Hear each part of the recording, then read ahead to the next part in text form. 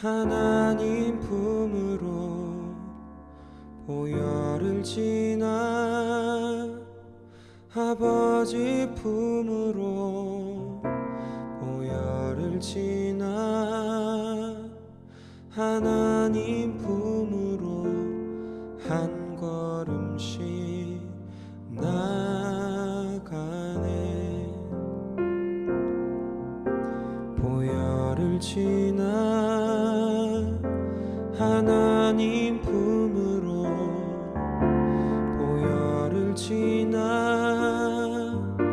아버지 품으로 보혈을 지나 하나님 품으로 한 걸음씩 나가네.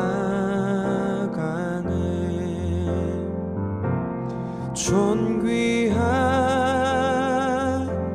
주 보혈이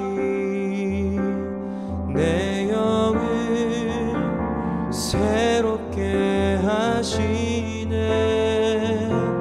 존귀한 주 보혈이 내 영을 새롭게 하네.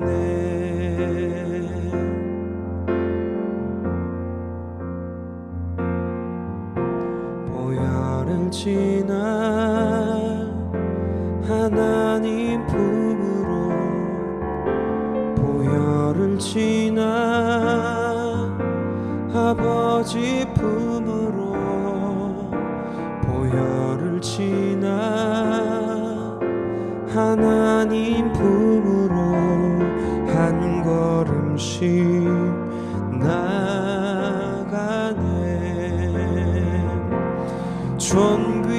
존귀한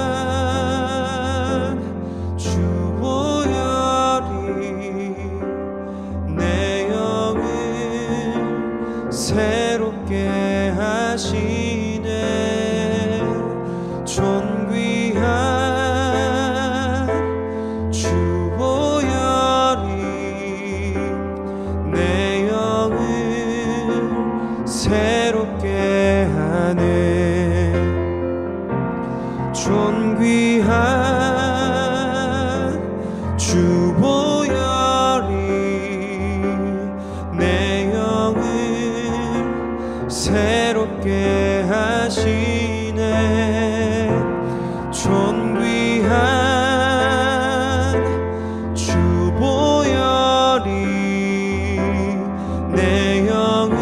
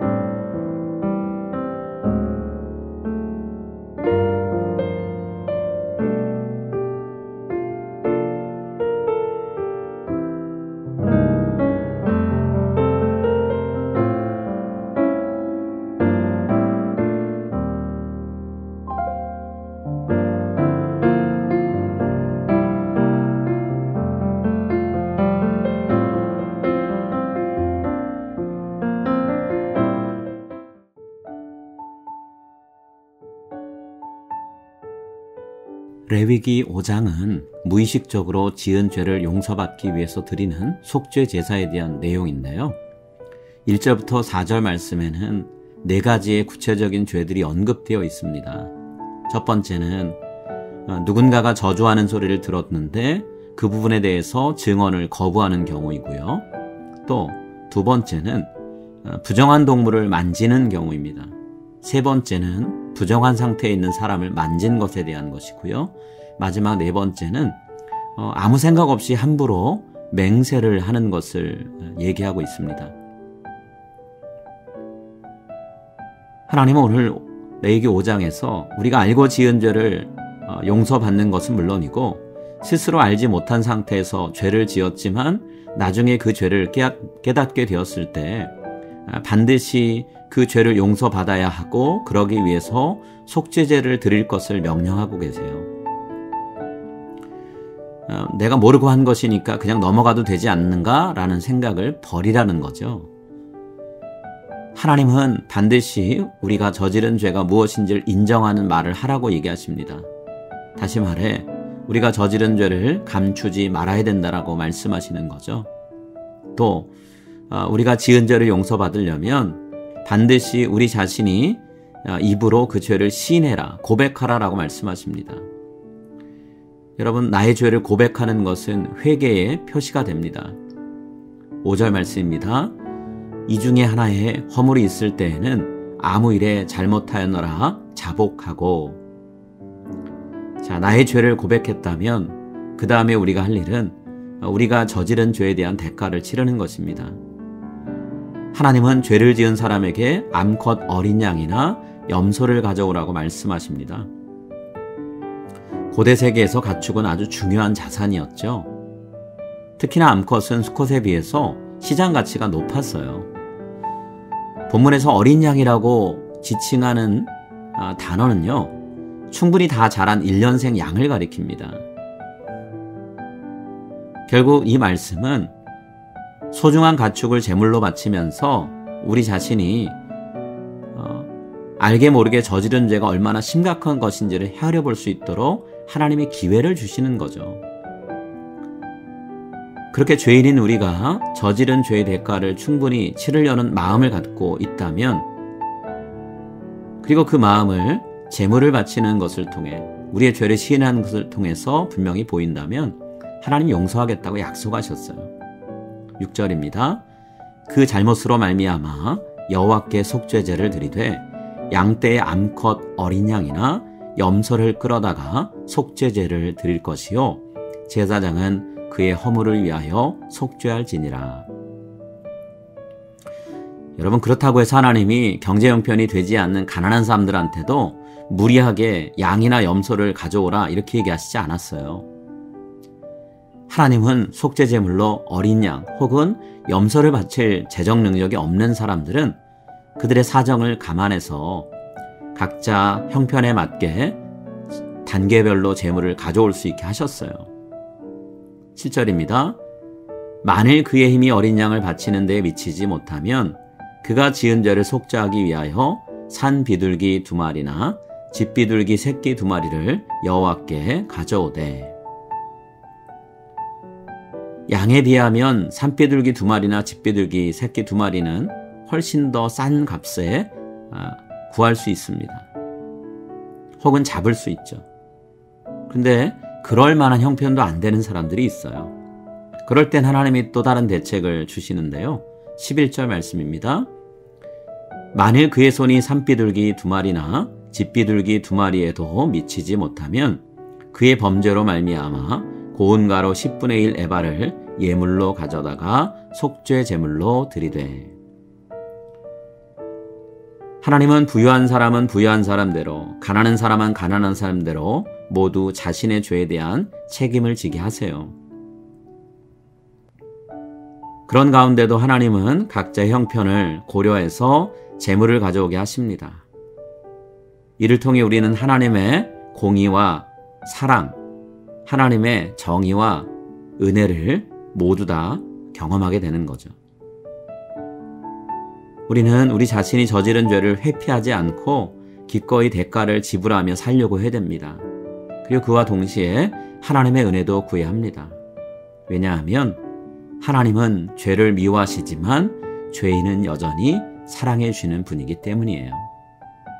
오늘 그 하나님 앞으로 나아가 우리가 알게 모르게 지은 죄를 고백하고 용서를 구하는, 죄의 대가를 지불하며 하나님의 용서의 은혜를 구하는 그런 삶을 살게 되기를 간절히 소망합니다.